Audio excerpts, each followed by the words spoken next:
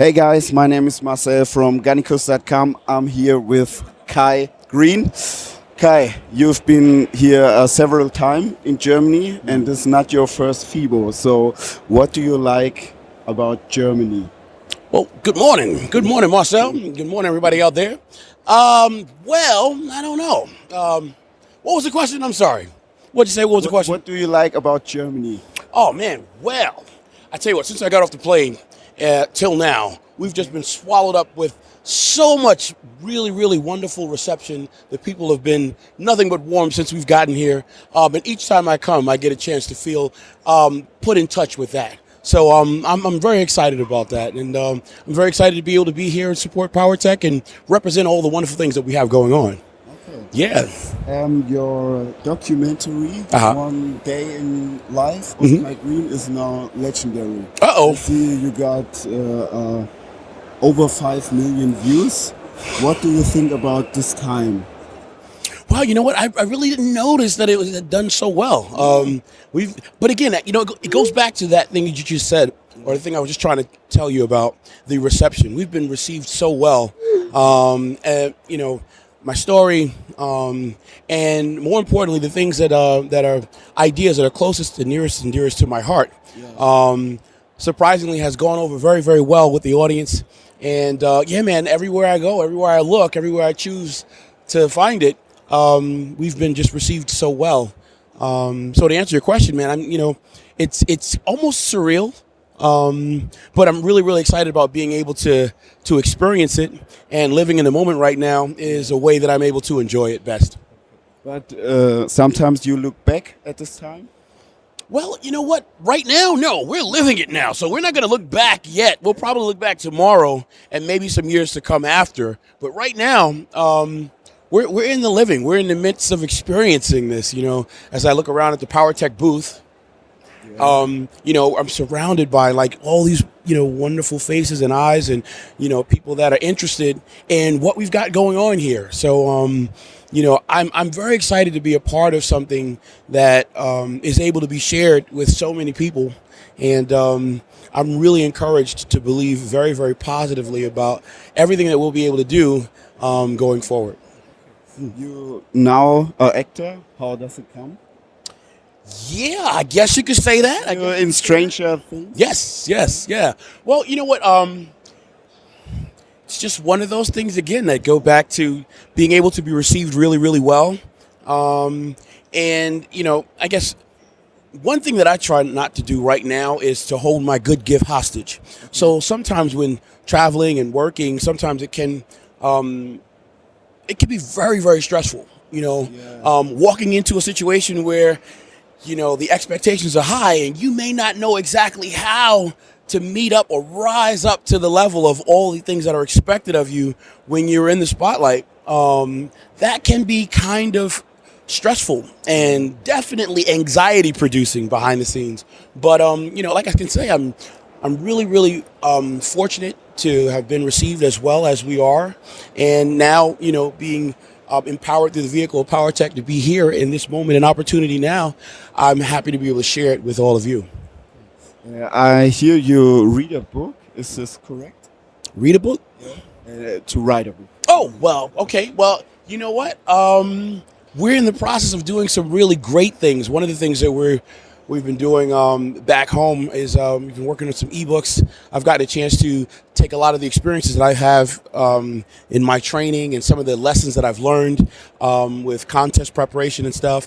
And we've been able to make a lot of that information available or accessible to people that were interested in probably seeing what that thing feels like and trying it on for themselves and maybe experiencing a little bit of that in their own lives. So we've been doing some ebooks that have been really, really successful recently. Yeah, we're cranking those out. It's one of those things that really proved to me how a simple discipline, every night taking some of your notes and putting some of your notes down in your journal, and how one day eventually you can get to a place where you can make some of that information possible to be, transcribed and put into a series of tests that make that information make a lot more sense. We've just been able to put those things into some really cool ebooks. And so we're in the process of doing that. We're in the process of starting Dynamic Muscle Comics, working on currently the Chronicles of King Kai as a graphic novel. I've just been very, very, very blessed with a tremendous opportunity to be in the spotlight and have the opportunity to share some things that are just really near and dear to my heart. What are the projects for the future? Yeah, well, Can you tell us about a new movie or some new series? well, I will say this: we're keeping our fingers crossed to see what happens with Stranger Things. Hopefully, my agent will call me tomorrow, and we'll have something really, really cool to say about the next season. But if that doesn't happen, we're still in the process of doing some really awesome things with Dynamic Muscle. My supplement company, we're in the process of relabeling and rebranding. We're doing some tremendous things on the works with Power Tech. And actually, that's why we're here right now and have the opportunity to be in this spotlight, in this booth with all the wonderful graphics around us as we speak. Really, really good things that are coming down the pipeline. And man, I'm just really, really excited and very, very thankful to have that opportunity. One last question. What is your favorite cheat meal? Wow, favorite cheat meal? You know what? Do you don't cheat? Honestly, you know what? There was a time, I've been training for more than 2 decades. And I've been competing for, more than 2 decades. So I've got a chance to grow a little bit in my personal experience behind the scenes. So with that said, I really don't care so much to have the cheat meal. I think there was a time when I was younger, and the stakes were very high. And I think I went through the natural process of getting on my diet, getting off my diet, getting on my diet, getting off my diet. And there were so many things that still had to happen in order for me to grow and experience the magic of developing on my journey to becoming from where I was to ultimately where I was going to go in the ranking system of being a successfully competitive athlete. I think somewhere by year 20, I think there's a point where you're not as pulled. Okay. I think at some point there's one of those things that actually occur where you accept the discipline, you built the systems of how you think and relate to hitting your goal, hitting your targeted measures throughout the season, both on and off. And I think what happens is I'm fortunate enough to be at a place now where I don't really crave pizza and ice cream. I don't, those things are not as important to me.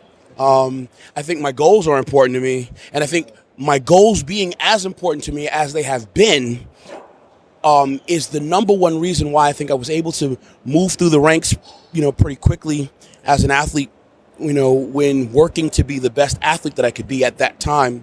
And I think on this side of it, being where I'm at this time in my life, I think it gets easier. I really do. So for the enthusiast and the person that's the enthusiast out there that's getting ready for their experiences and they're really learning to go through the processes of dieting and that stuff, I want to say something that will be very, very encouraging because it gets easier. I really do believe it does. There might be some things you might have to go through in an effort to develop that sweat equity, but it's worth it. Make the investment, and you'll see what I'm talking about on the other side. So, is it not hard for you? You travel a lot. You're always on the road to train, to stay in shape, to eat clean.